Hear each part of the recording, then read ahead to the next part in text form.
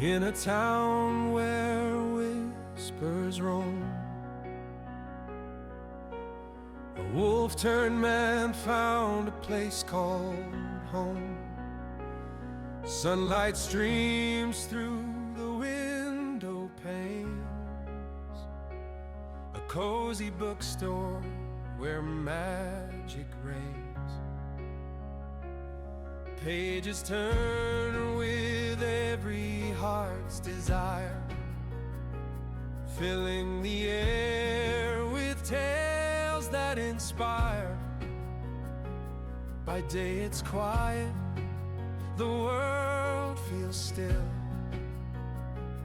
but as dusk falls, it's time for the thrill.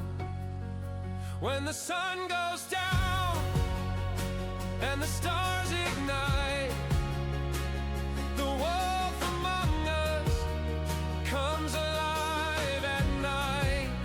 Friends gather round with laughter and cheer. In the heart of the stories we hold our dear. Games on the table, love and delight. In this little bookstore, everything's right. He weaves the stories of distant lands, with creatures that play in the palm of his hands. The whispers of legends fill the room, from dragons to dreamers, the shadows bloom. In the laughter we forget our fears, sharing our hopes, the dreams of our years. The flicker of candles, the warm glow inside. In the embrace of tales we let love guide. When the sun goes down and the stars ignite, the wolf among us comes alive at night. Friends gather round with laughter and cheer. In the heart of the stories we hold our dear. Games on the table, love and delight. In this little bookstore, everything's right. We dive into realms where the wild things. Okay, I haven't used that song for a while. It's not a bad one. It is 4 minutes long, so.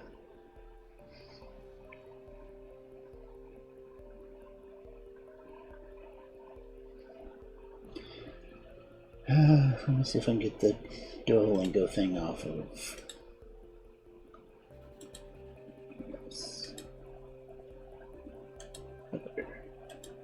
Don't show again.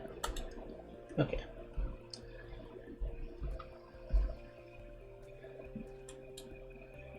There's a Wild Brooks or some chat.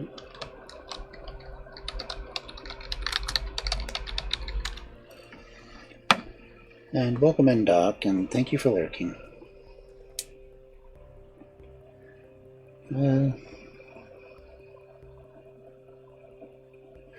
As I posted earlier, we are going to continue in The Mummy.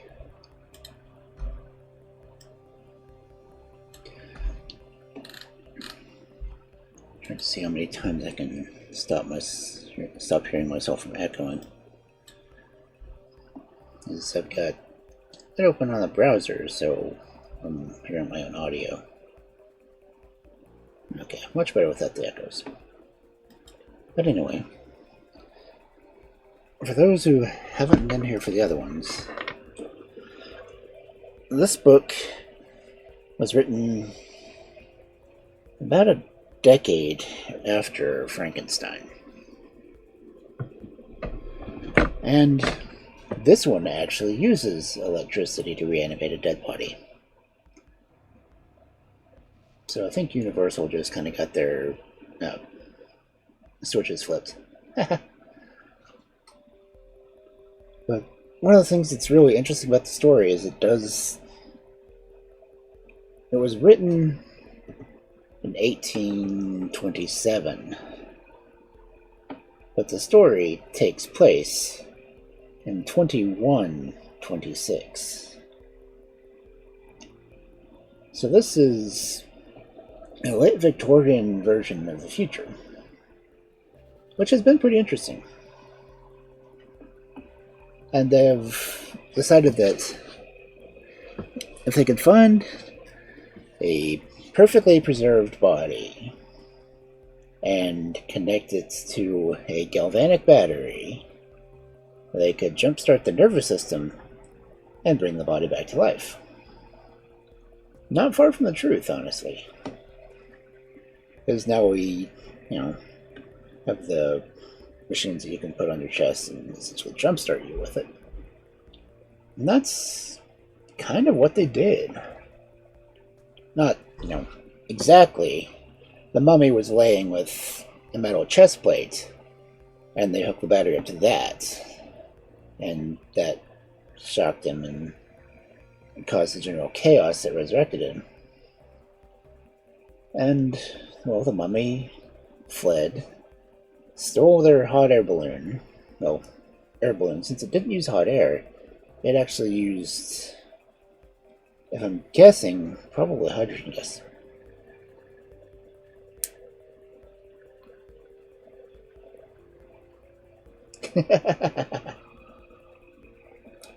Good whispering for a mummy story.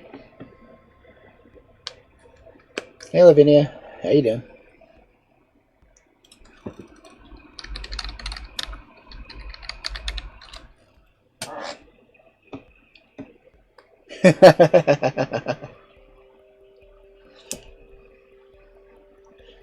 I still thought it was funny that the gnome got you.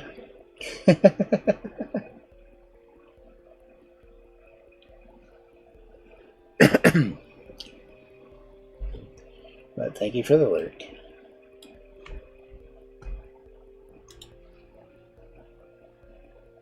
Hey, Guilty. Welcome in. Yeah, you got first. You couldn't hear the whispering? That's odd. Let's see, it's...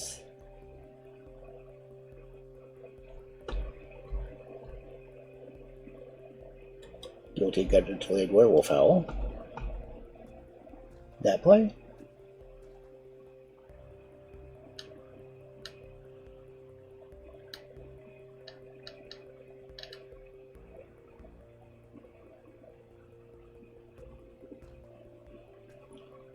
What's this?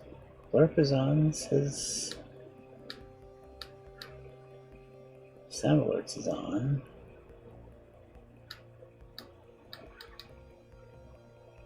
That's weird.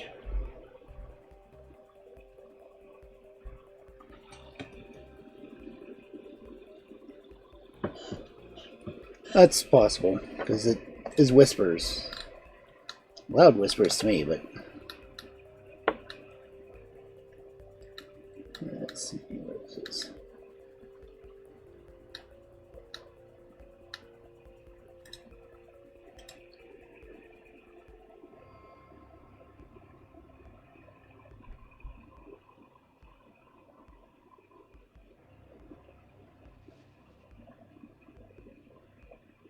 Well, the icon's showing that it went off.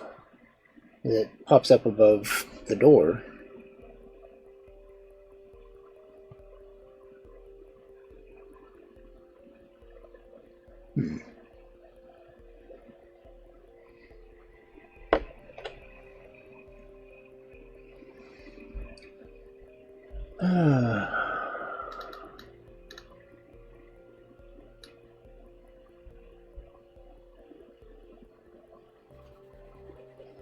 That's weird.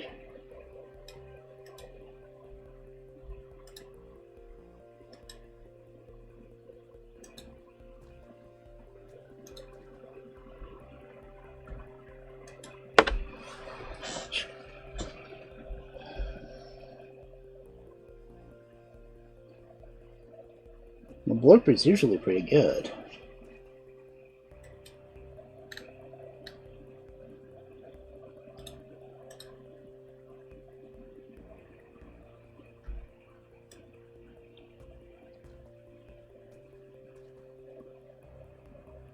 That is weird.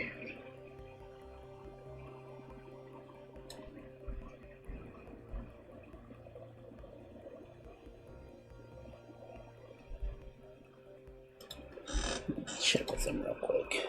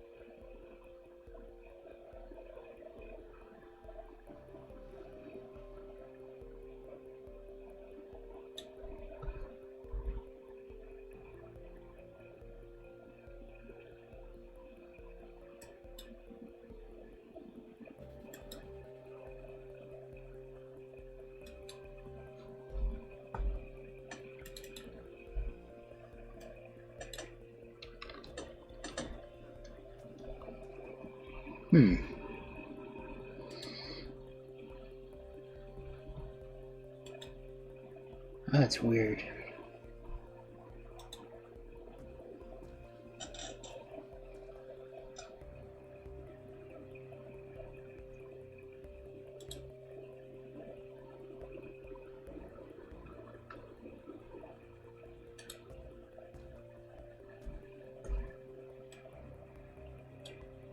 Yeah, Twitch is that way.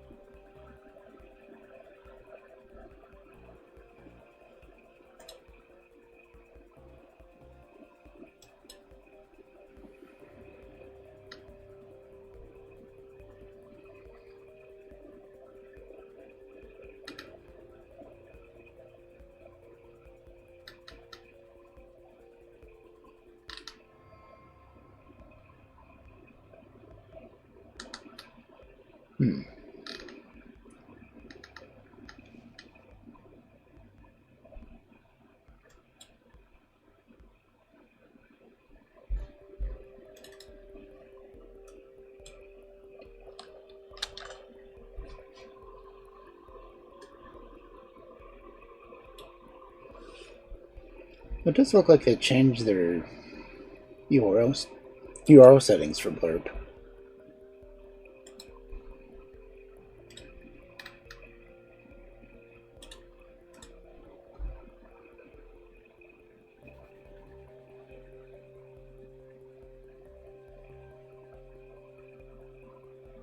No, that didn't play at all.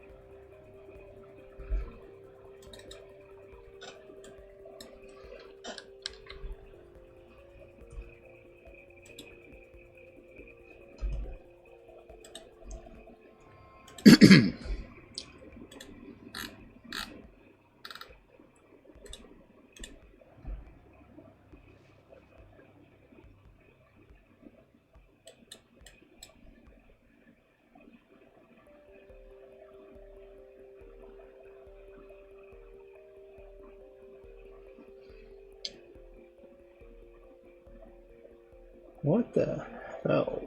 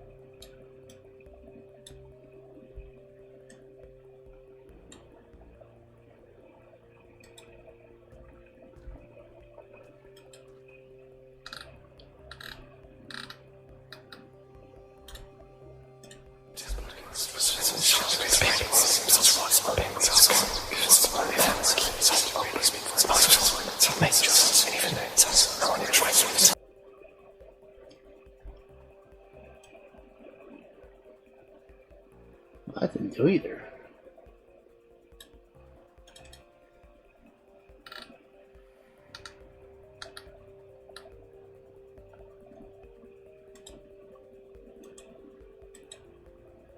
Okay, you heard that one?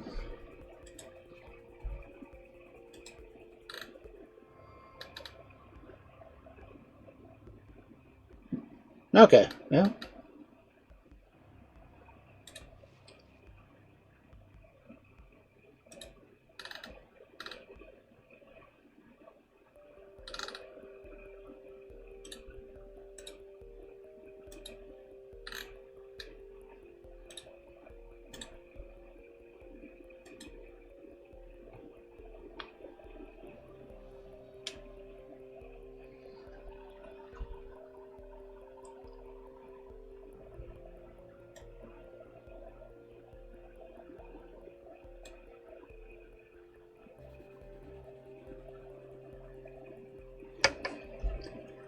What the heck?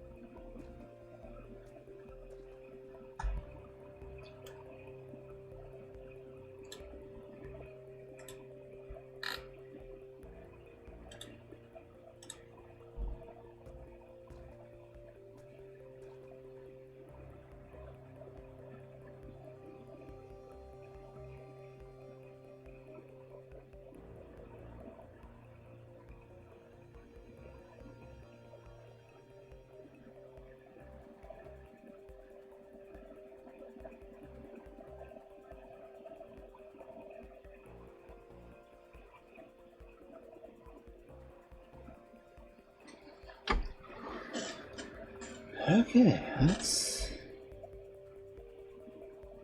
Is it not going to play it unless I put it on the VOD channel?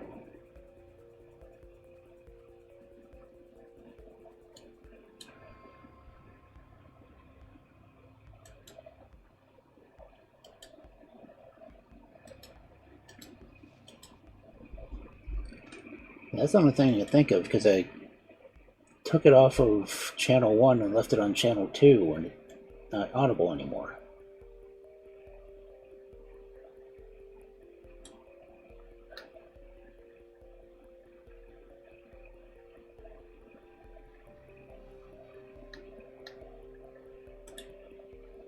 Okay, just test that just to see. Who's a good boy?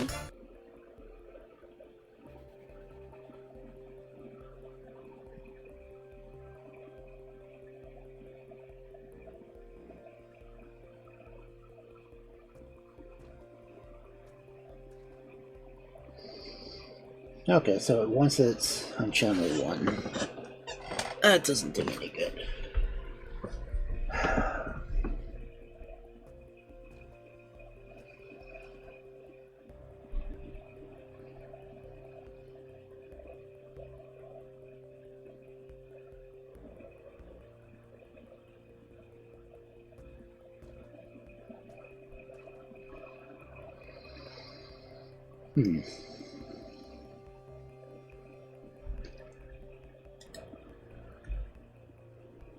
Well, that's going to make my editing a challenge.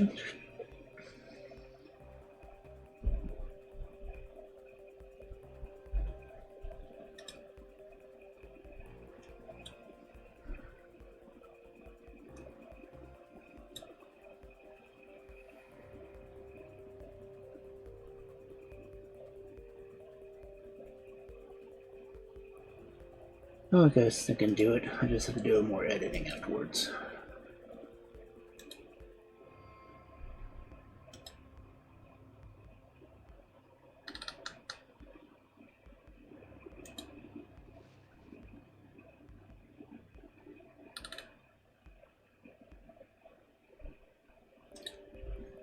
Okay.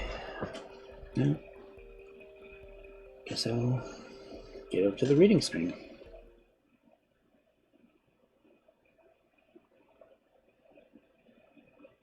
Yeah, just hear fire in the background.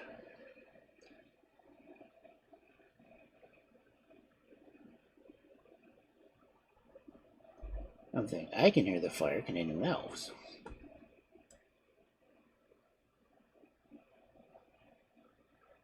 And again, the fire is not on the VOD track.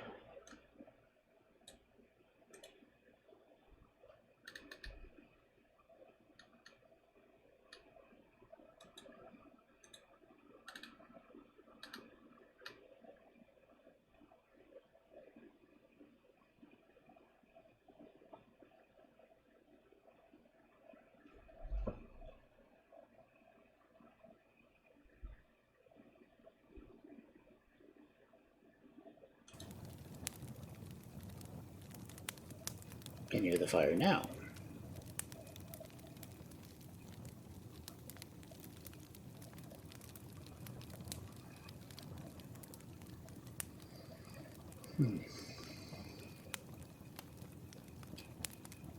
Wish OBS would stop screwing things up on the updates.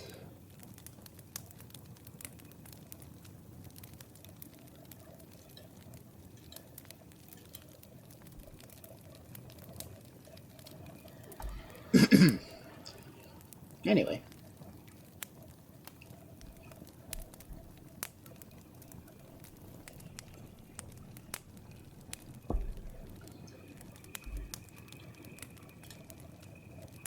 See, there's a fire.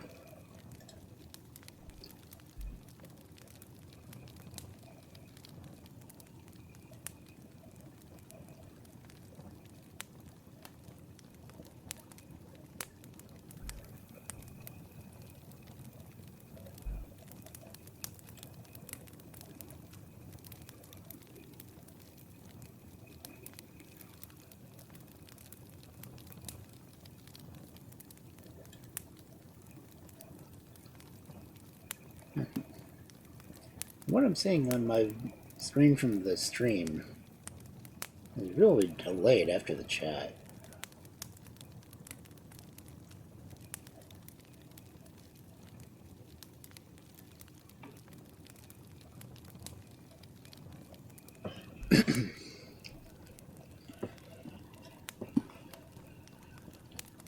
But we're starting late.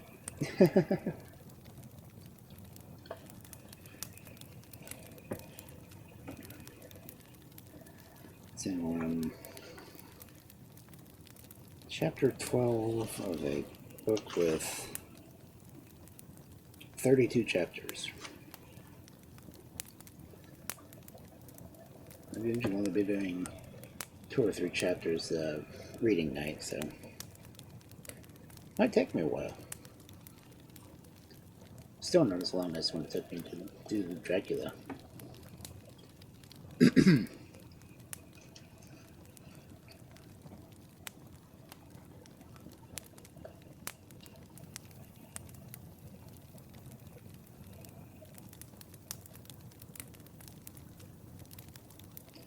But anyway, feel free, settle back, relax, and get to hear the wonderfully melodious sounds of my voice and all its different characters.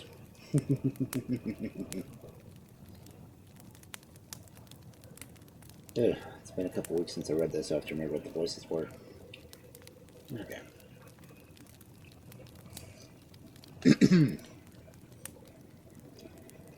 Chapter 12. The tumult had now nearly subsided. The late busy crowd had flown, uttering shrieks of horror and dismay, and all of the countless mass of human beings that had so lately thronged around. None now remained but Edmund and Father Morris, who supported Claudia and the Duke and Henry Seymour, who still remained near the insensible form of Elvira. The eyes of all chained, as though by magic, upon the horrid vision before them, whilst they, pale and immovable as a sculptured marble of the tomb, waited in fearful expectation of what was to happen next, and scarcely dared to move or breathe, the solemn silence that prevailed being broken by the convulsive gasps of the expiring queen. An awful change from the busy hum of thousands which had so lately filled the air. "What am I?" exclaimed Cheops, gazing wildly round, in his deep, sepulchral voice thrilling through every nerve. "Where is Asenue? Where is she? They seize her. They tear her from me. Curse on the wretches! May Typhon's everlasting vengeance pursue them with his wretches." Oh, man. Try this again. "May Typhon's everlasting vengeance pursue them with its fury, and may their hearts wither gnawed by the never-dying snake." The mummy gnashed his teeth as he spoke, and the gloom that gathered on his dark brow grew black as night. All shuddered at the horrid glance of eternal hatred seemed to freeze their blood. They turned away involuntarily, and when they looked again, the spectre had disappeared.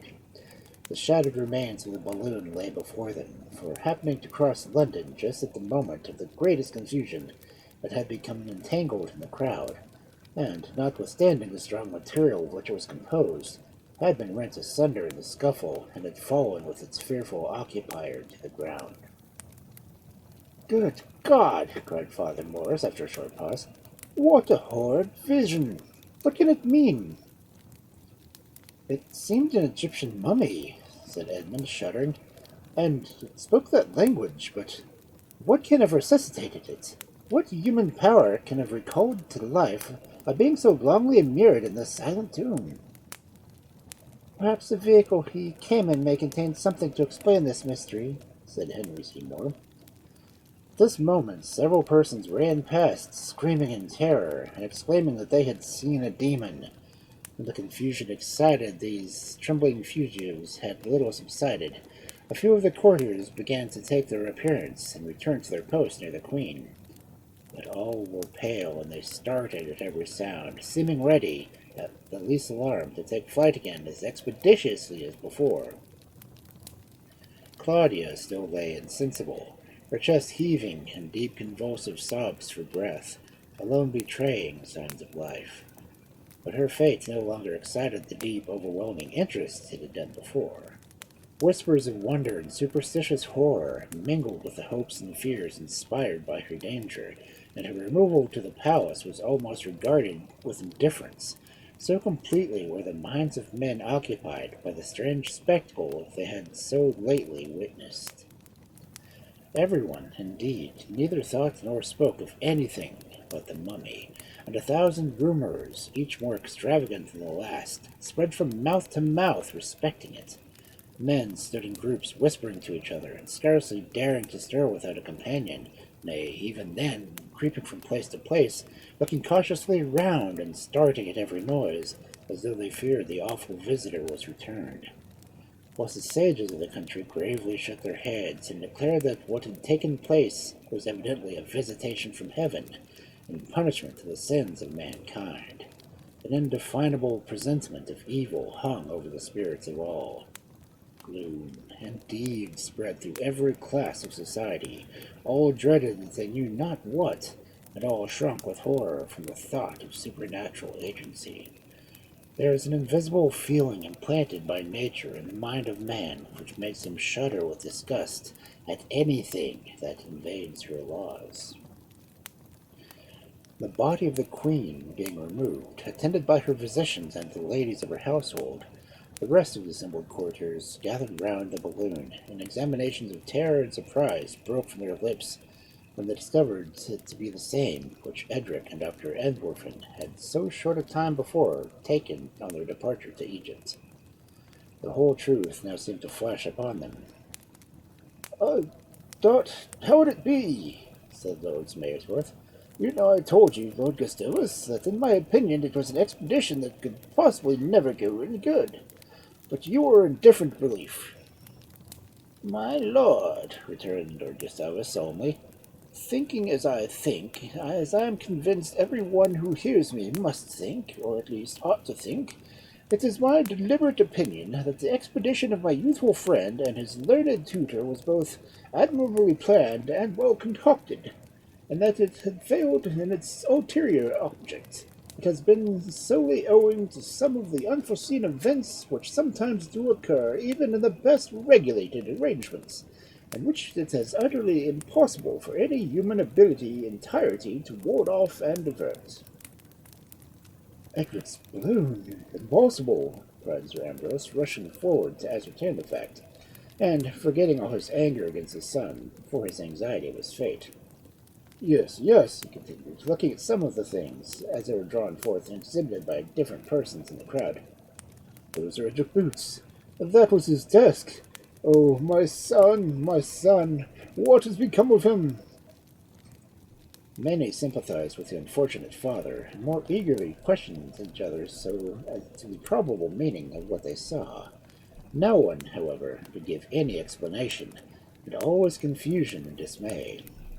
The bosom of Edmund, after the first moment of excitation had passed, was racked with anguish too bitter to allow him to feel curious even to know his brother's fate. But a few hours before, love and fortune seemed to unite in showering their choicest blessings upon his head. Now he was the most wretched of mankind, for if Claudia died, Elvira or Rosabella would be queen, and if Elvira should be chosen, all hopes of becoming her husband must be lost. "Oh, God!" he cried, striking his forehead in agony. "Why was I reserved for this? Why did I not perish fighting in the battles of my country? Why was I saved only to be mocked with this hope of happiness, which, just as it seemed within my grasp, flies from me forever? Wretch that I am! Would that I had been never born, or at least had died in the nurse's arms, and thus escaped this tormenting pangs that now drive me to distraction." Whilst Edmund thus raved, the eye of Rosabella followed his every movement, and seemed with a fiend-like pleasure to exult in his agonies. "I am avenged," thought she. "He now feels what I have so often suffered. But this is not all. He must be probed to be the quick ere he can know the bitter vengeance of a woman scorned."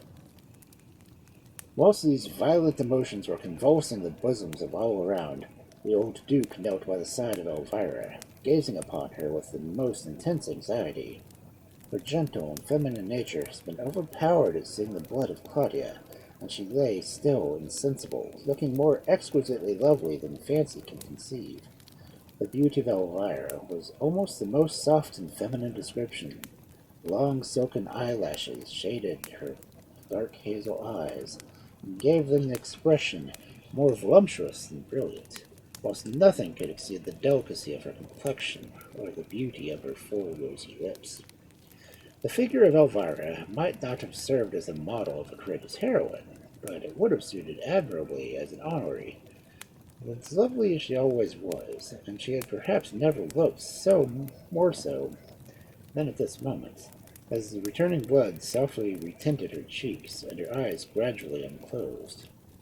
Lord Edmund gazed upon her still, till maddening by the thought that he must lose her forever, he could no longer endure his own sensations, and darting amongst the crowd, endeavored to fly from the world and from himself. The Duke, on the contrary, saw every recovery of his daughter with unalloyed transport, for though he loved Edmund and wished to have him for a son-in-law, he was by no means insensible to the prospect of seeing his daughter a queen, and his breast throbbed with violent emotions which had long been a stranger to it.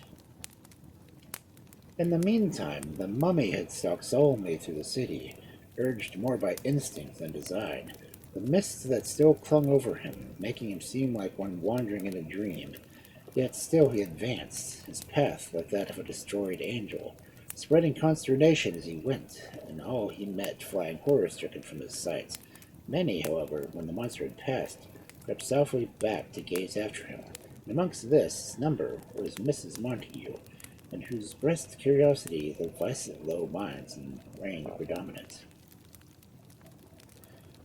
The whole family had reached in perfect safety, the lady herself hurrying in return, the moment the accident of the Queen was made known, lest, as she said, in the confusion that might ensue, her servants might be induced her to leave her house, till some evil-disposed personages might strip it of its contents.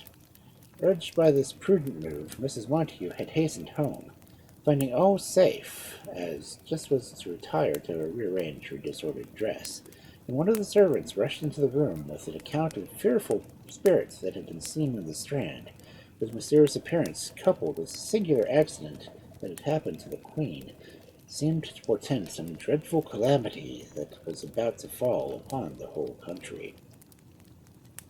"What was it like?" asked Miss Montagu. "Have you seen it, Evelina?" "Oh, yes, ma'am," cried the panting girl. "its eyes flare like fire, and it stares so wildly round it. Went along, it saw a dead cat lying in the street, and it knelt down and took the creature up and kissed it, and lamented over it with such a strange way and such a strange language. I never heard anything like it in my life." "Oh, dear, I should like to see it," cried Miss Montagu, flying to the door and holding it half open to secure a retreat in case of necessity.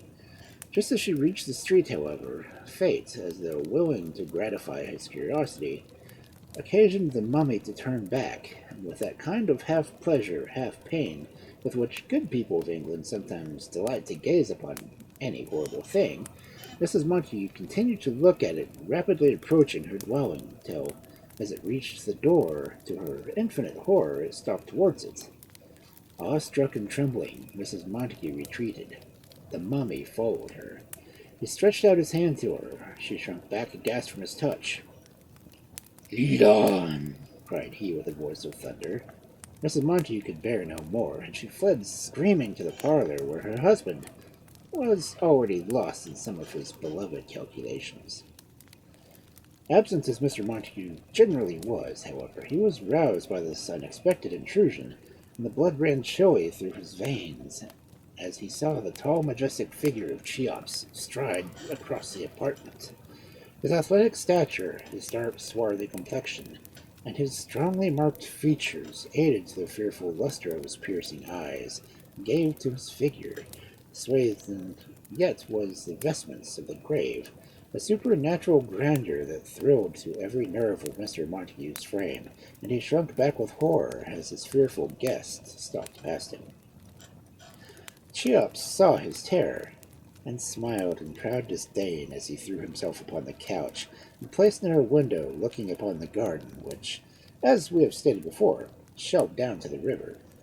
There he lay, his eyes fixed upon the majestic Thames, whilst Mr. and Mrs. Montagu gazed with trembling limbs and pallid lips at their strange guests, without daring either to approach or disturb him.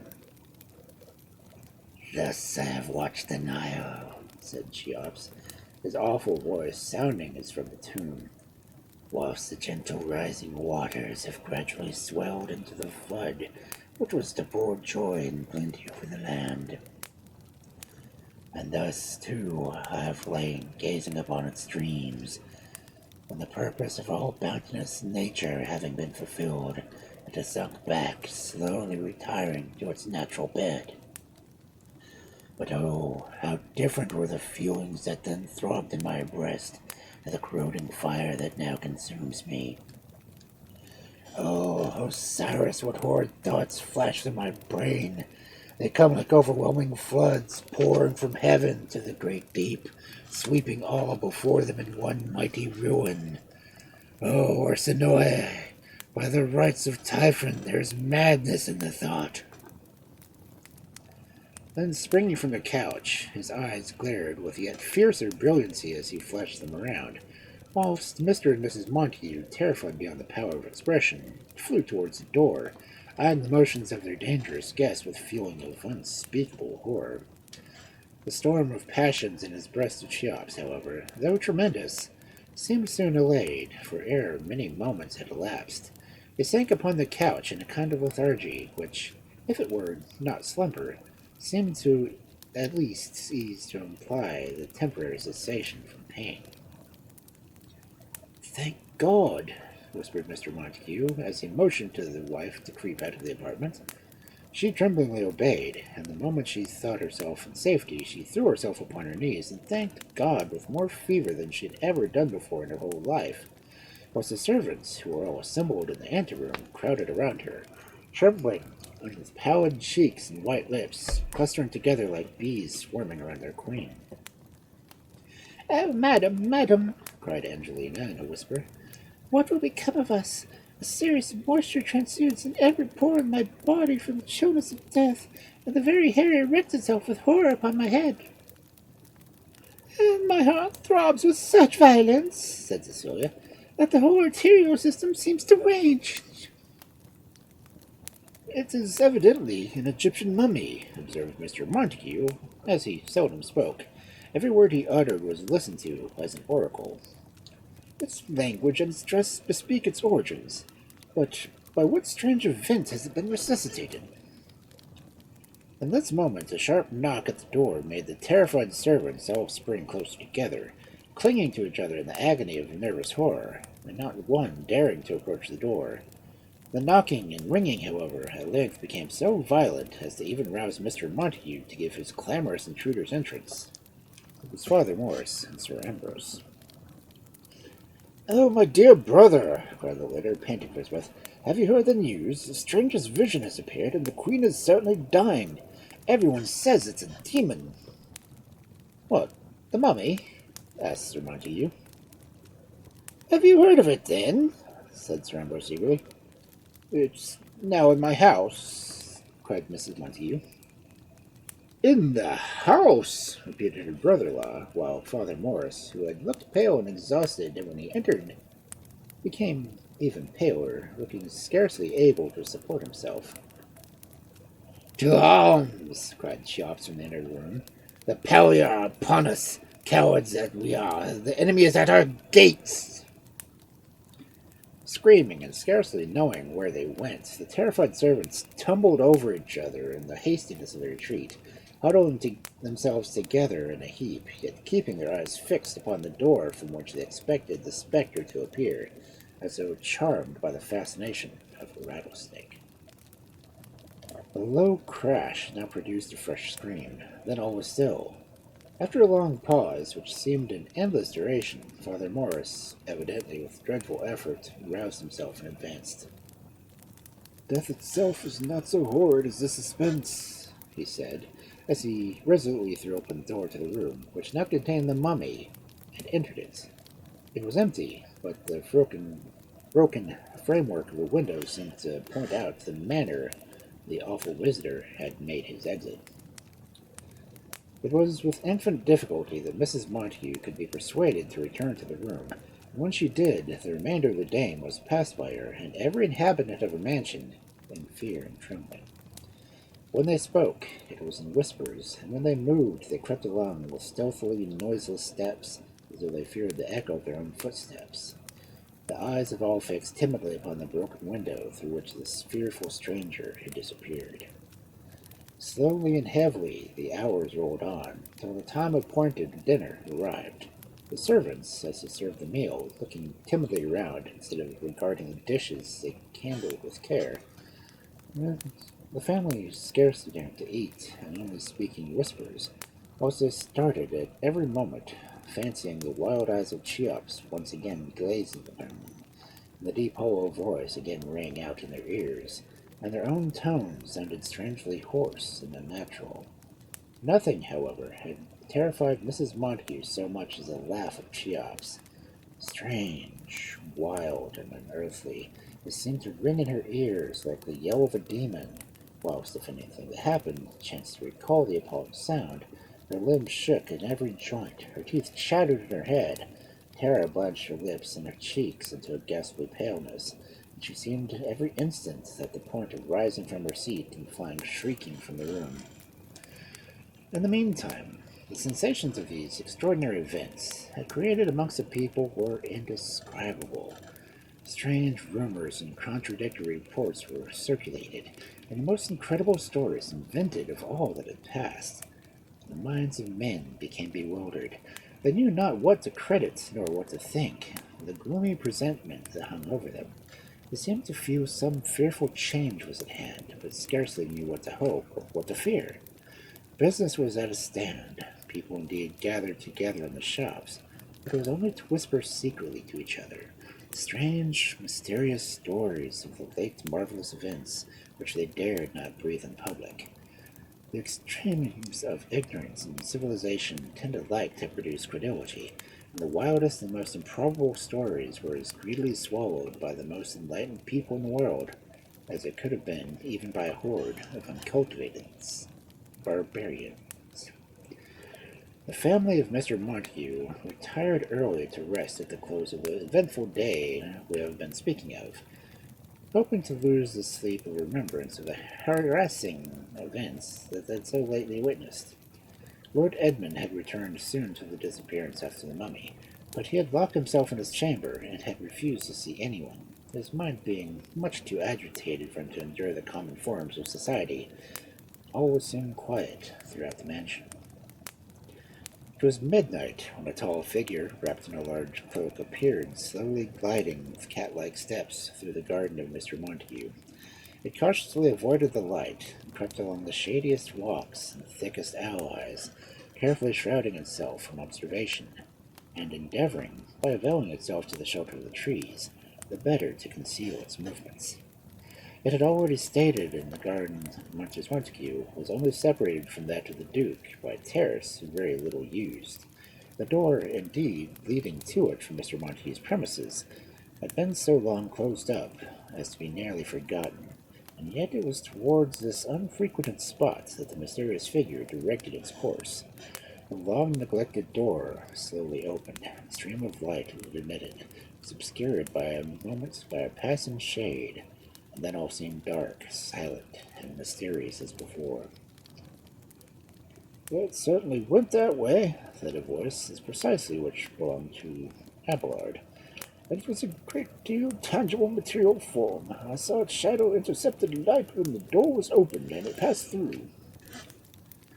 "It is quite impossible," cried Evelina, one of Mrs. Montague's housemaids, who, having been induced to the constant butler to take a ramble with him by moonlight, who had witnessed a strange apparition.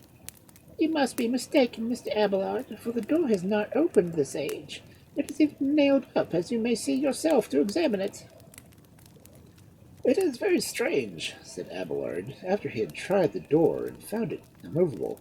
"I certainly saw it open." "It must have been an optical delusion, Mr. Abelard," said Evelina. "The retina of the eye is sometimes strangely affected, and represents objects quite different to what they really are." "I must consult Father Morris about it tomorrow," resumed the butler, "for it was certainly the mummy spectre." "Do you think it so, Mr. Abelard?" said Evelina, turning pale. "Why then didn't you speak of it?" "I will if it comes again," returned Abelard. "Oh, there it is!" cried Evelina, and the worthy pair flew back to the house, screaming in concert, and without once daring to look behind them.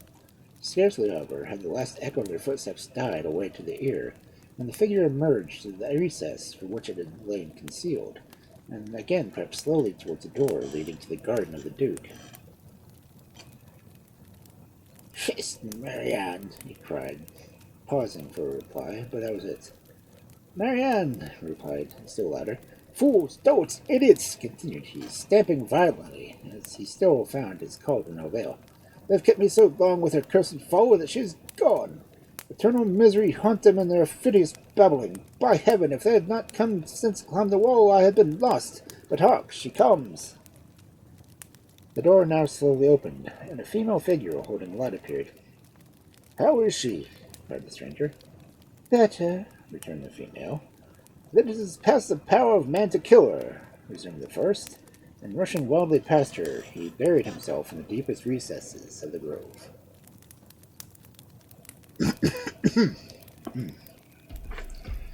Doing the mummy's voice is going to be very grating.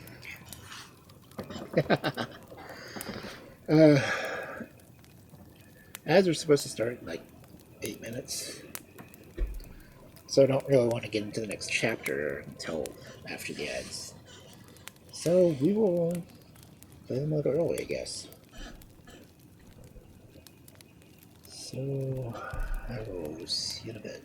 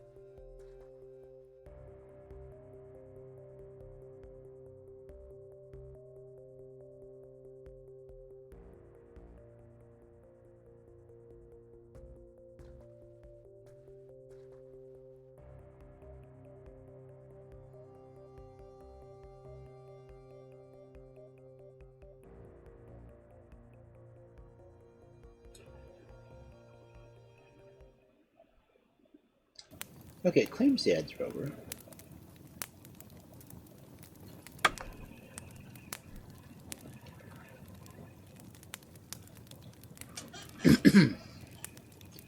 So, welcome back. Hope you enjoyed the short break. If not the ads. Okay. So, Mummy's, casually strolling around London.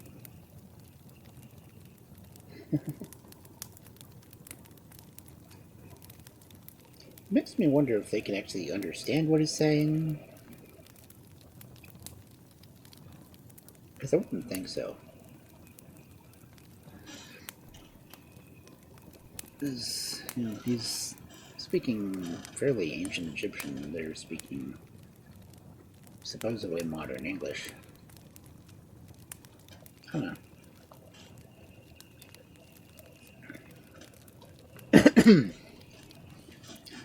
Anyway, let's continue.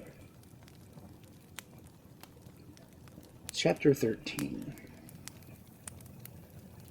Father Morris, when Abelard and Evelina confessed to him the following morning the strange spectre that they had witnessed, treated the whole as a mere vision of their heated imaginations, and refusing to listen to any other surmises respecting it, prepared to attend the Queen, who, finding herself sufficiently recovered to be able to attend to her duties of religion, had, from the general reputation of a superior sanctity, sent for him to confess her.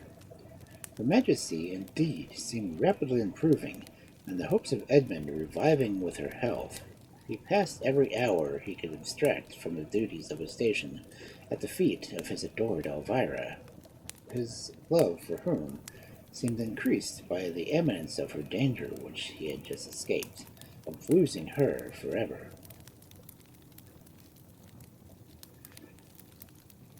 In this manner several days had passed, and the strange visit of the mummy and the accident of the Queen had already taken their place in the shelf with other environments passes of the day, when one morning Sir Ambrose was startled by an earnest message from the Duke of Cornwall, entreating him to come to him without delay. Sir Ambrose immediately obeyed the summons, and found the Duke walking up and down his study in a state of the greatest agitation, which Father Morris was vainly endeavoring to tranquilize. "My beloved friend!" exclaimed the Duke, springing forward and grasping the baronet's hand in the moment he saw him approach. "My dear Sir Ambrose, Claudia is no more." "Dead!" cried Sir Ambrose, involuntarily looking at Father Morris, whose aspect, however, still preserved only its usual cold, statue-like appearance. "Are you sure she is dead? I thought she was better." "So did we all," said the Duke. "But alas, we deceived ourselves, for Father Morris has just seen her expire. Oh, where is Edmund? Why is he not with you? What will become of him? It will destroy him to lose Elvira, and I, too, that have felt so proud of them that I, too, have felt so proud in the expectation of his becoming my son-in-law. Oh, it will break my heart." "Oh," cried Father Murphy, who was also present. "Well, if it isn't the case, why don't you let Rosabella take the crown at once, and make no more fuss about it?" "And yet," continued the Duke, "I cannot bear that Elvira should be deprived of her right. She would so become the crown, and with her inflexible sense of justice and desire for improvement, she would do so much good that I should feel not justified in depriving the country of such a sovereign." "Thus," said Father Morris, smiling, "do we deceive ourselves. You are ambitious whilst you think you are only just. Believe me, if you consult Elvira's real happiness, you will not impose upon her the troublesome duties of a crown. She will make a better wife than a queen, for her gentle nature is less fitted to command than to obey. Rosabella has much more firmness." "I do not agree with you, Father," said Sir Ambrose. "In my opinion, Elvira is better fitted queen to be a queen than Rosabella, for her passions are more under control than reason." "As is to say," resumed the monk, sneering, "they have not yet been called into play." "What do you mean, Father?" "Nothing that could give you offence, my lord," resumed the priest. "Disguised myself with the world, I naturally thought the princess more likely to find happiness where I seek it myself, peace, a life in quiet and retirement." "Enough," said the Duke. But where is Edmund? Let us seek him. No doubt he is with Elvira, poor things. We must spoil their bidding and cooing. Edmund was with Elvira, and he was passionately urging his suit, while she, engaged with her embroidered frame, listened with a half-abstracted mind, and Emma duteously waited behind her chair. "You do not love me?" said he, "or you could not answer with such provoking coldness." "Indeed I do, Edmund, but you are so unreasonable. I have already told you that I have an idea of the passionate, overwhelming love you appear to feel. It terrifies me, and I am sure it is not natural to my character. The silk is too dark, Emma. And so, Edmund, if you feel you cannot be happy with such love as it is in my power to bestow, we had better determine at once to separate." "Good God!" exclaimed Edmund, striking his forehead violently with his clenched hand. "How coldly you talk of our separation!" "What can I do? I try everything in my power to please you, Emma. Give me my scissors. But since you will not hear reason—" "Reason!" cried Edmund fiercely, seizing her arm, then letting it go again. "If you talk of reason, you will drive me distracted." "You quite terrify me with your violence, Edmund," said Elvira, rising, preparing to quit the room. "Oh, stay, stay, my adored Elvira!" exclaimed Lord Edmund, throwing himself upon his knees and clutching her hand. "For heaven's sake, stay! Pardon my impetuosity! Frown upon me! Treat me with coldness, disdain, or contempt!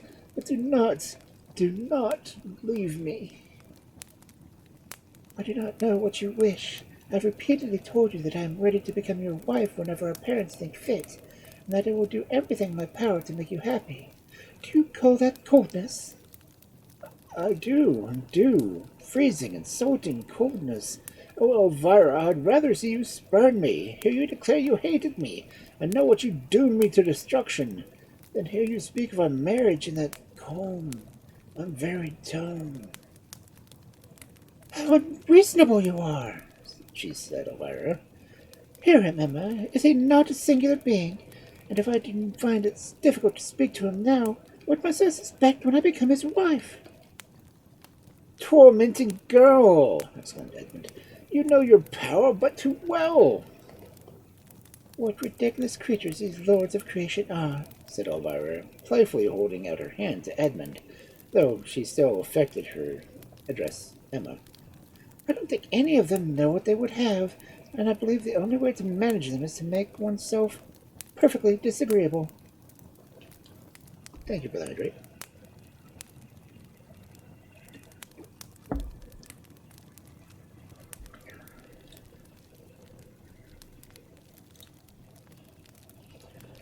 "That you can never do," cried Edmund, rapturously kissing her hand. At this moment, a slight tap at the door announced the arrival of the Duke and his friends. "So, said the Duke. "We have found you, have we? But you must take your leave of such tender scenes for the future." "What do you mean?" asked Edmund. "The Queen is dead," said Sir Ambrose. The glowing countenance of Edmund turned a ghastly paleness, and his livid lips quivered as he leaned against the window for support. "Assist him!" cried the Duke. "He will faint. Don't distress yourself, Edmund. The death of Claudia shall make no alteration in your prospects." "I am better," said Edmund faintly, attempting to smile and waving off all assistance. "'Twas but a moment. The suddenness of shock overcame me. I thought the Queen was better." "She was so," replied the Duke, "but it seems she had some internal malady her physicians were not aware of. An inward bruise, I believe, but don't make yourself unhappy about it, Edmund. I cannot bear to see you wretched. Let Rosabella take the crown, and think no more of it." "Your Grace wrongs me," said Edmund, his fine countenance glowing with the exalted feelings of his soul. "However I may suffer from the violence of my feelings, I can never permit them to interfere with my sense of duty. Elvira has a right to ascend to the throne, and if my exertions can endure her success, she shall be queen." "Oh, thou art a brave lad," cried the Duke. And you will really try to secure the election of Elvira, when you know, by doing so, you will deprive yourself forever of her. I should do my duty, said Lord Edmund, pressing his lips firmly together, as though to suppress his feelings. Father Morris looked at him from under his overshadowing cowl with a kind of sardonic smile, which seemed to say, "You speak well, but let us see how you will act." "My dear Edmund," murmured Sir Ambrose, tears rolling down his cheeks. Elvira's eyes thanked her lover for his disinterestedness, and the glow of anticipated triumph which flushed her cheeks betrayed that neither her love for Edmund nor the grief for the loss of her cousin could suppress her joy at the flattering prospect opened before her. "Elvira," said Lord Edmund, gazing upon her earnestly, as though he would penetrate the innermost recesses of her bosom, "what are your wishes? Do not hesitate to declare them, for alas, much hangs upon your words." Elvira blushed and cast her eyes upon the ground.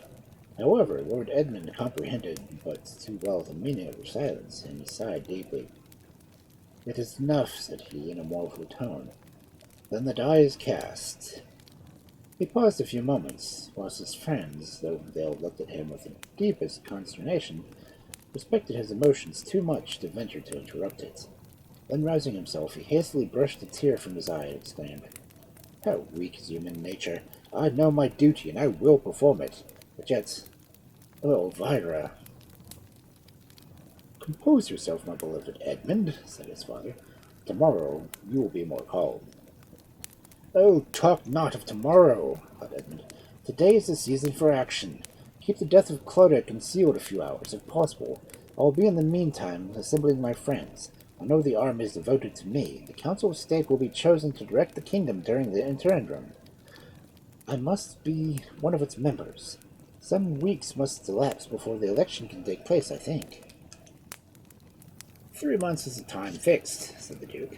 "But you know the votes of the people are all to be collected, and that, with such a population as ours, will be no trifle. To be sure, it will be deputies that will do the business, and then it will take some time to elect them." "When the founder of the present dynasty ordered her successor should be chosen by the votes of the whole people," said Sir Ambrose, "she wisely recollected the difficulty that must arise from collecting your votes impartially, and directed they should elect deputies. But when she ordered that every 10,000 men throughout the kingdom should choose a deputy of their own rank and station to come to London to represent them, she did not calculate upon the immensity of our present population, nor think the evils of presence of such a disorderly body of men will bring to the capital." "Yet many attempts to reduce their number would inevitably overturn the government," observed Father Morris, "for, as it is the only act of freedom the people have long been permitted to enjoy, they will proportionally be tenacious at it." "And the majority of these deputies are decided by election," said Edmund, musing. "Then our business must be to secure the majority. Think you that any good can be done by endeavoring to procure the return of those who are disposed to be favorable to us?" "Very little," returned Father Morris, to whom the observations were addressed. "For the lower classes, from their conceit and pedantry, are extremely difficult to manage. Their deputies, however, notwithstanding the ordinance of the Queen, will probably be more polished and less learned, as the lower classes will be ill to spare the time necessary to become deputies, whilst the country gentlemen will be delighted to obtain something to do." "We must be prompt," said the Duke. "At all events, I don't like delay." "True," replied Edmund, starting from the reverie into which he had fallen. "I must get myself nominated a member of the council, and we must arrange our other travel plans afterwards."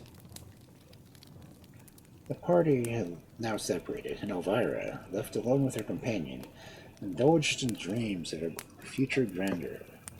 "I'm sorry for the death of Claudia," she said, "but I never loved her. She was so cold and uninteresting, such a mere matter-of-fact being. She had no soul, Emma. How can one love a being so totally passionless and insipid? Wonder," continued she after a short pause, "what Henry Seymour will think of this?" Emma smiled. "Poor Lord Edmund," she said. I know what you would say, returned Elvira. I am sorry for him, and I admire his conduct extremely.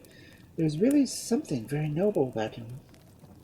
Emma smiled again, for she saw, in spite of this admiration, that in a week poor Lord Edmund would be forgotten. In the meantime, poor Rosabella's mind was a prey to the most violent passions. A note from Father Morris had informed her of the death of her cousin, and of the designs brooding against her interests. I will be avenged, said she. I will show them mine is not a soul to dwell upon impotent grief. I will assemble my friends. My father's party was strong in the state. It cannot be quite extinct. Let me see. Whom shall I apply?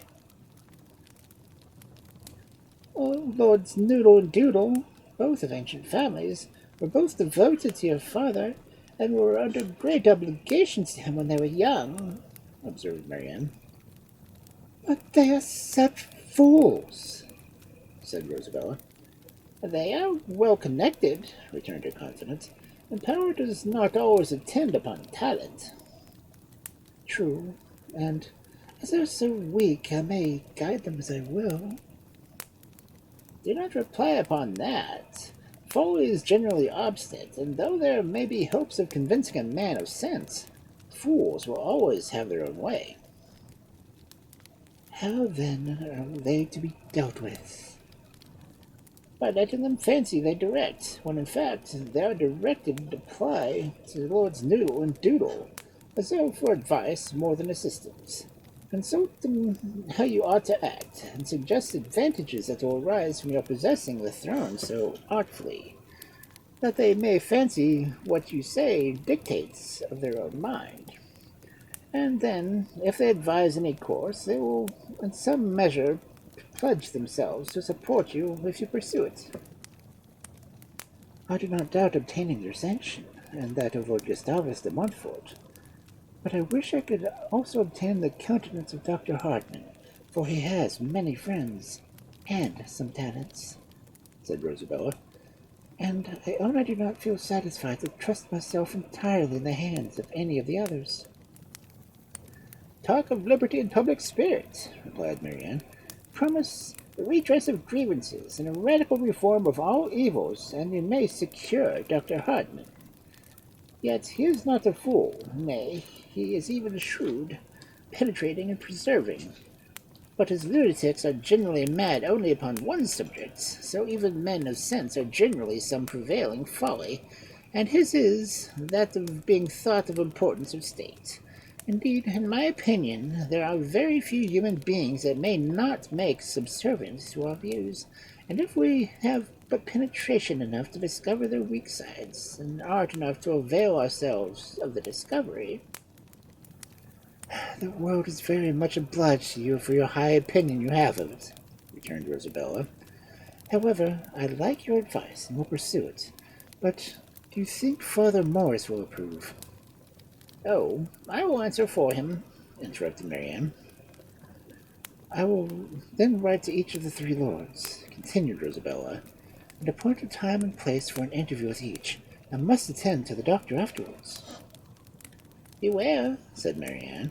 You have a difficult game to play. The old proverb says it is well to have two strings of one's bow, but four, I fear, will be too much for you to manage.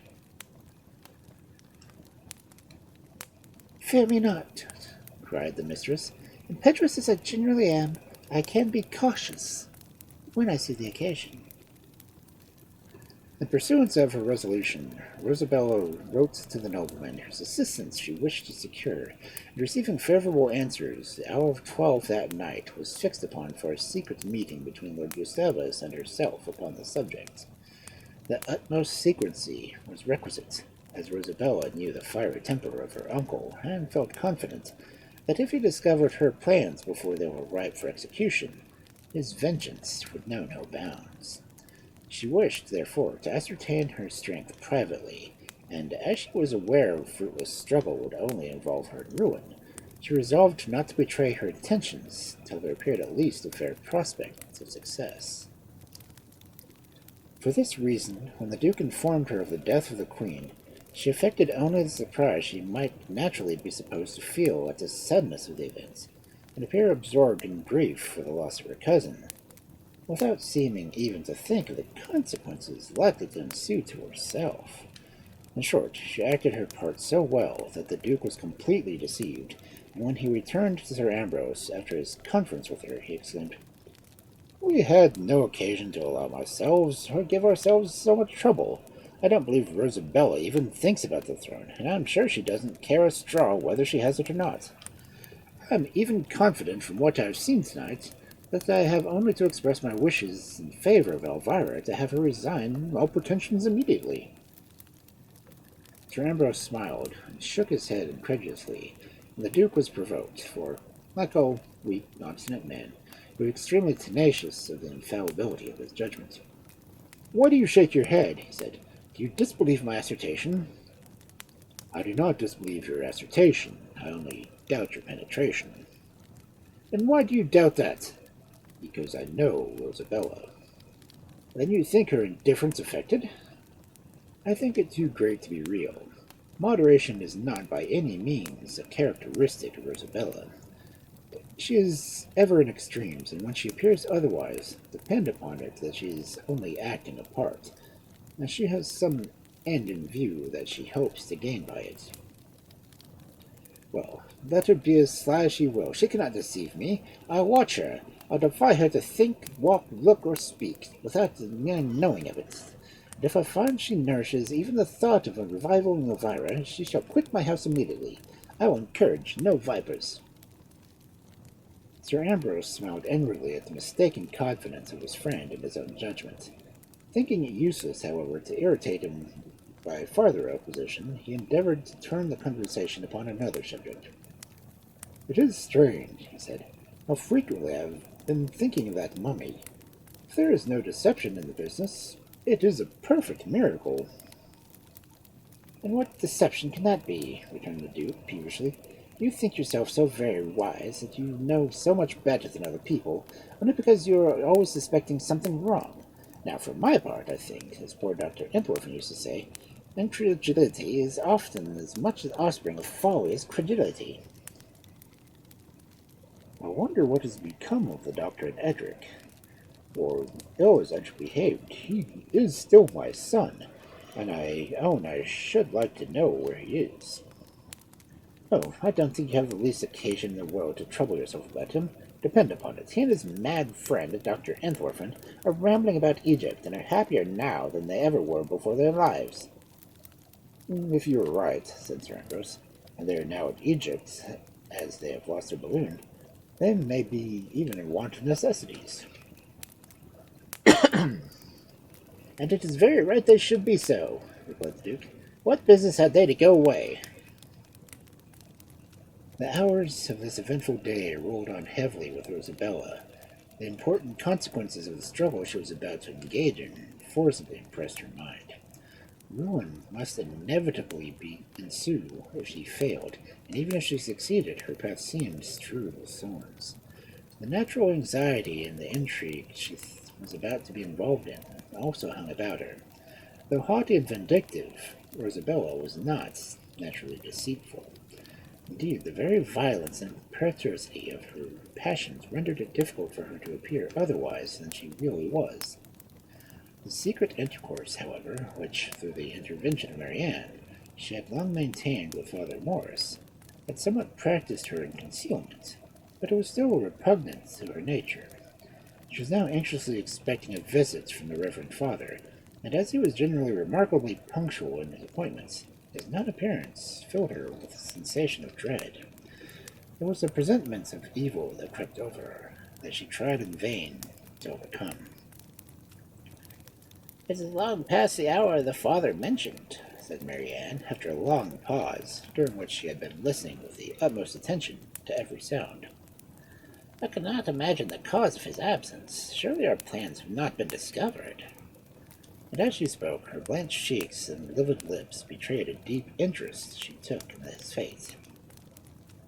"How gloomy that heavy bell clangs in my ear," said Rosabella. "It seems to ring a death knell of my hopes. A gloomy foreboding hangs upon my mind, and undefinable horrors rise in dim perspective before me. Hark!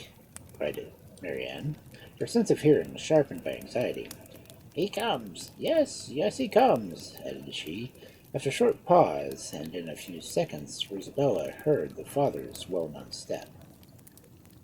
You are very late, she said, when he entered the room. Good God, what is the matter? Asked Marianne, as the haggard, agitated features of the priest met her eye. You look like one who has held communion with infernal spirits. You say right, Marianne, replied the father, in a hollow, deep tone. I have indeed conversed with spirits, for never could the fearful eyes that so long glared upon me belong to a mortal. What do you mean? Asked Rosabella.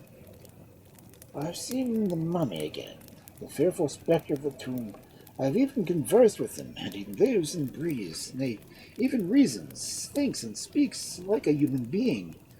But the cloths of the grave are still wrapped around him. His fearful eyes glare with unearthly luster, and his deep sepulchral voice thrills every nerve. What? The horrid creature whom we saw descend from above at the very moment of Claudius' accident?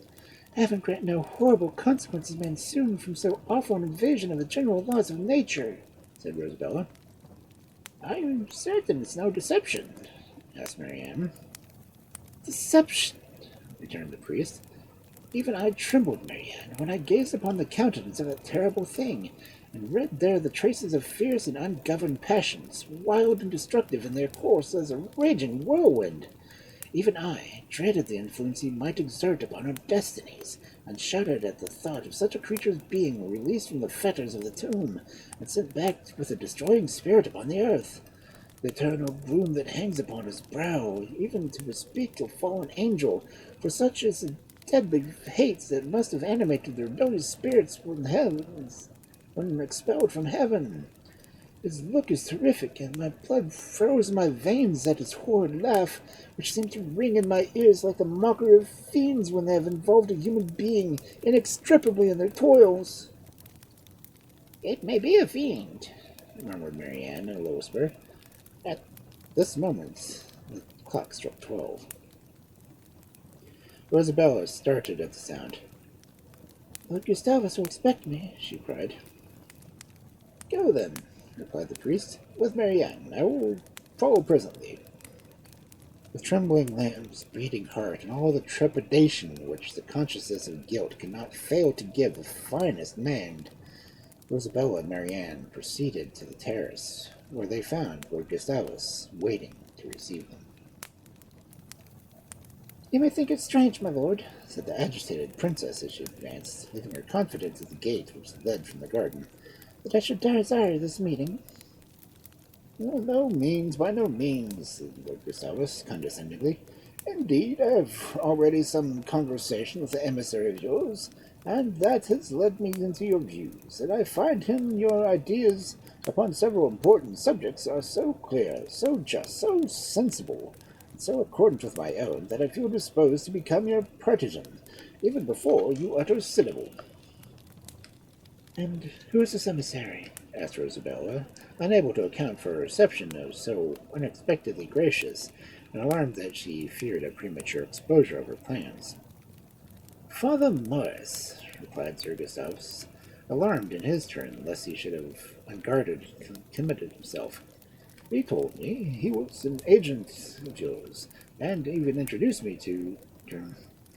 Your lordship need not hesitate, returned Rosabella. I was not aware that Father Morris had seen you, or I should have not expressed surprise.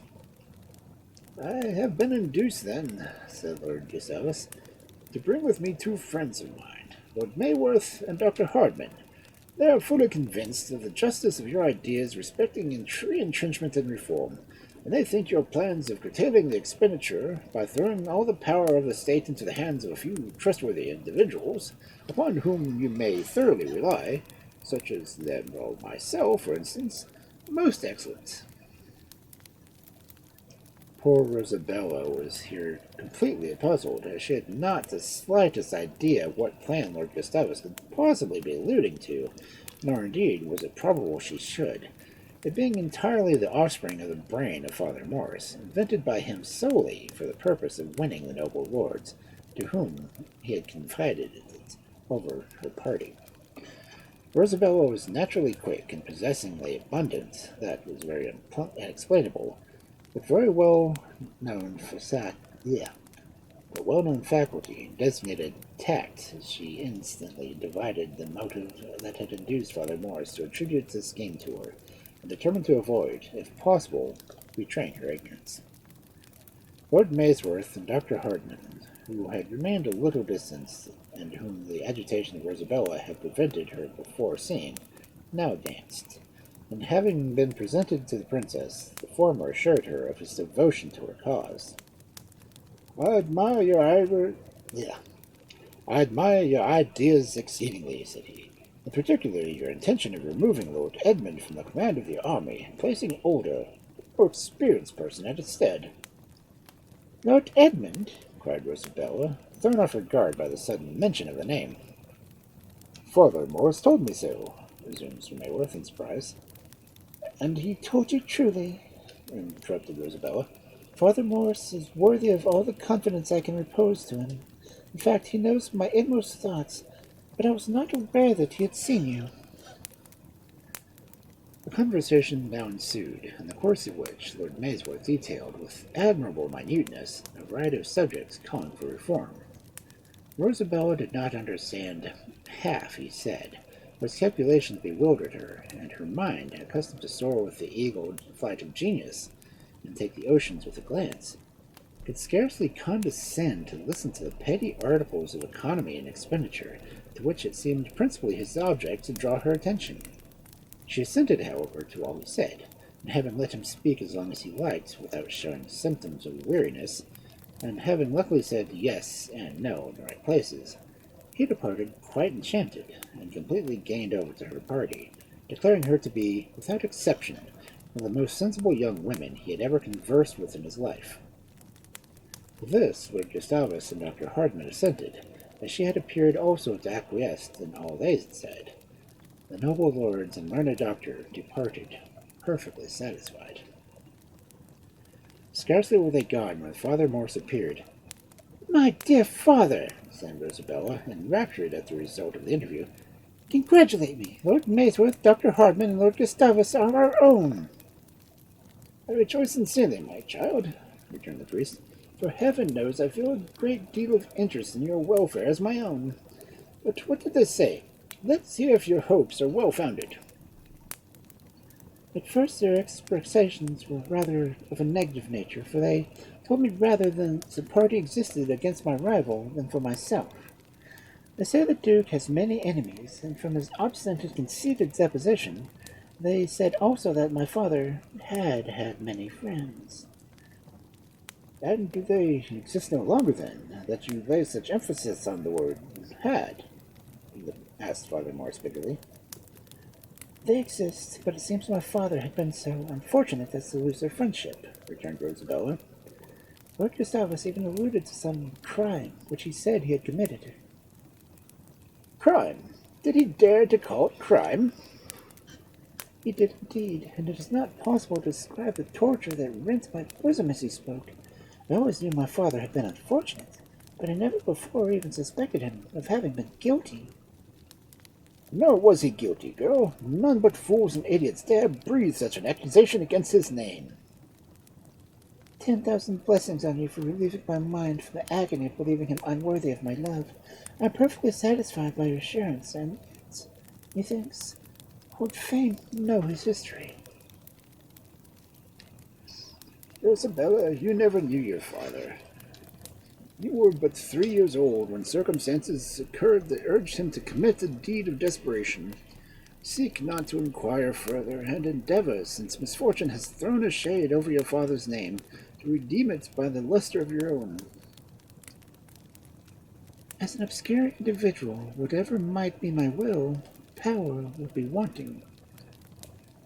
But it shall not be wanting. You shall be queen, I swear it, through all the powers of heaven and earth should unite to oppose my designs, and through even blood should be necessary to seal the compact. What was going on when a fiendish laugh rang in his ears, and looking up, he beheld the gigantic form of Cheops standing over him. The bright moonbeam showed, with horrible distinctness, the strange attire, savage features, and unearthly gaze of the mummy, and his horrid laugh echoed from the wall behind them and pealed across the water. Rosabella had not seen before, except when she knelt before the dying queen, and shrieked with horror. She fled for refuge from her uncle's garden, while Cheops thus tauntingly addressed the priest. You are conspiring mischief, though the language your lips employed was unknown to me. That of your looks was clear. Men do not cast their eyes upon the earth and murmur forth their accents as though they trembled at the sound of their own voices when their purposes are such to bear avowal. Make me your confidant, and by my aid, the serpent deity, my guardian enough, I shall assist you. But force me to become your enemy, and Typhon himself never pursued Isis and the infant horse with more unrelenting vengeance than I will follow you and destroy your plans. Dreading alike to trust or enrage this mysterious being, the cursing of the evil chance that had led him to the spot, Father Morris, like all the English of those days, was a universal linguist, found himself obliged partially to obey the injunction and to inform the mummy of his design. Cheops burst into one of his terrific laughs of derision. And so, he said, you would make yonder feeble girl who fled screaming at my approach a queen, a fit monarch for a warlike people. Can a woman's arm resist an invasion of the Pali, or a woman's hands direct the reins of Mizoram's government? Alas, alas, where am I wandering? I forgot the change wrought in my destiny, and that your people seem powerless as a sovereign you would give them. Be satisfied, I will not betray thee. Indeed, so do I hate thy countrymen, that I shall rejoice to see thee triumph in deceiving them. Beware, however, that thou attemptest to deceive me, lest my vengeance, quick, sure, and unforeseen as the secret agency of the Epidre, should fall upon and crush thee at the very moment of thy fruition of thy wishes.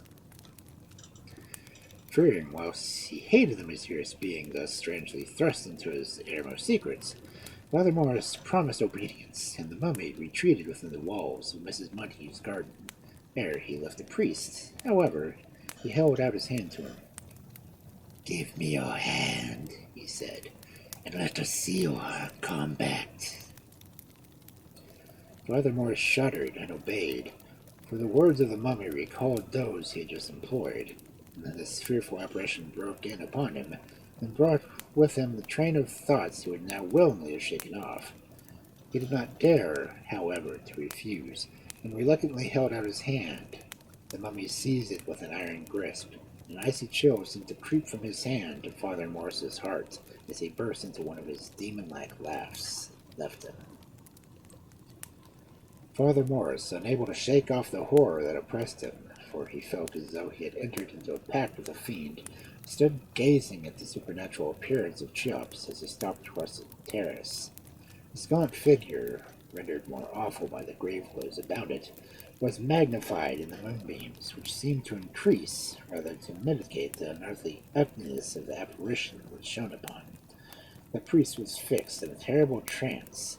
In imagination, he still felt the cold and iron grasp of the mummy, whose eyes seemed as though they were looking into his very soul, and whose solemn accents were even now scaring his faculties.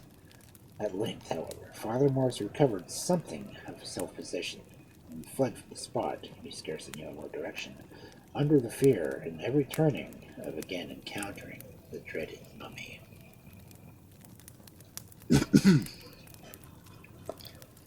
Okay, this is the next chapter. I'm at 20 minutes, though.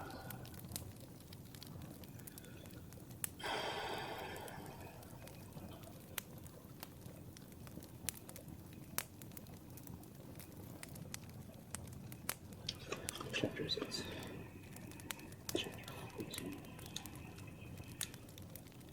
11 pages. Yeah, I would not get that done. 12 minutes. Ouch. And quite frankly, the mummy's voice is getting more difficult to speak in.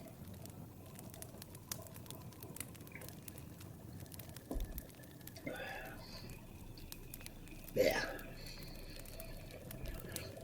So, with that,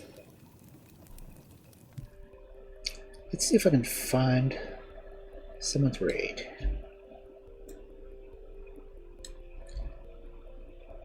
Actually,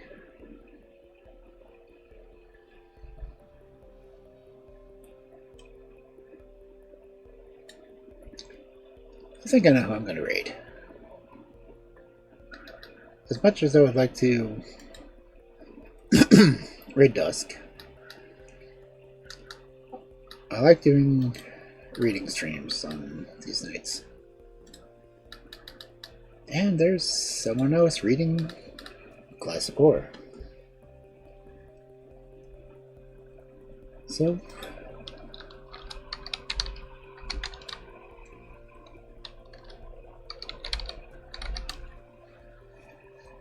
we are going to raid Hart Griffin, who's reading Dracula. Because, you know, keeping with the whole horror theme, and for some reason these monstrous creatures ending up in London. So, hopefully I will see you all tomorrow for some fairy tales.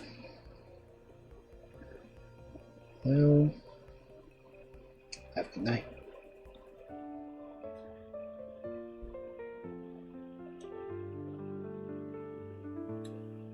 Not so long ago, in a world full of strife, a man born a wolf, living a dual life. With magic in his veins, he walked the school hall, learning the arts, answering the call. But fear was a cloak he had to wear tight, hiding his truth, keeping darkness from light. Those who were scared turned away in despair, yet he bore the burden, he chose to take care. Now the times have changed, the monster's no longer scared. He's retired from magic, but his stories still flare, with tales of heroes, of legends so grand, selling dreams of the past across this vast land. In the shadows he lingered, where darkness